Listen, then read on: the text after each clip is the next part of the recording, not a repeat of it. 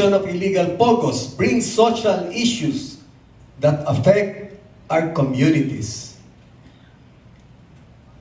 And the call for the modernization of our military to secure our nation and uphold our sovereignty with the respect it deserves is nothing short of urgent and vital for our survival as a free nation.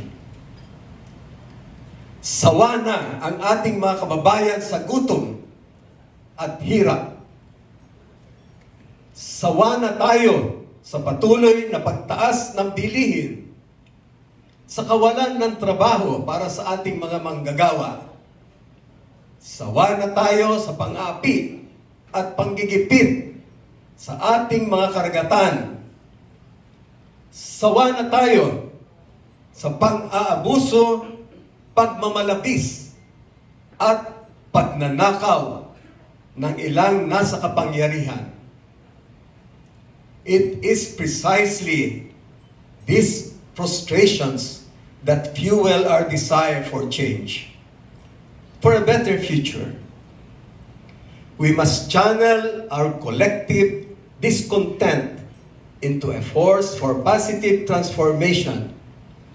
We must harness our shared hope for a brighter tomorrow into concrete actions that will uplift our nation and our people.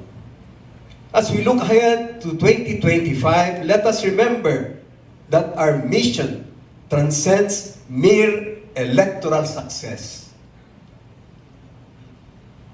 It is a quest for the soul of our nation. It is a struggle to rekindle the flame of patriotism in every Filipino. To remind ourselves and our fellow countrymen that the Philippines is worth fighting for. Our history is a testament to our resilience and our capacity to rise above adversity. Kaisa po ninyo ako sa pagguhit ng kinabukasan kung saan ang demokrasya, hustisya, ginhawa at kapayapaan ay hindi lamang mananatiling hangarin, ngunit magiging realidad. I express my deepest gratitude to all of you for placing your trust in me as we approach the crucial elections of 2025. The election represents more than a political contest. It is a pivotal moment to restore the faith and truth of our people in our democratic processes. It is a call to reinvigorate the spirit of nationalism and patriotism within us. A spirit that compels us to live, fight, and if need be, die for our country. As we have demonstrated on the battlefields many times over. To my esteemed colleagues, you are my inspiration in this endeavor.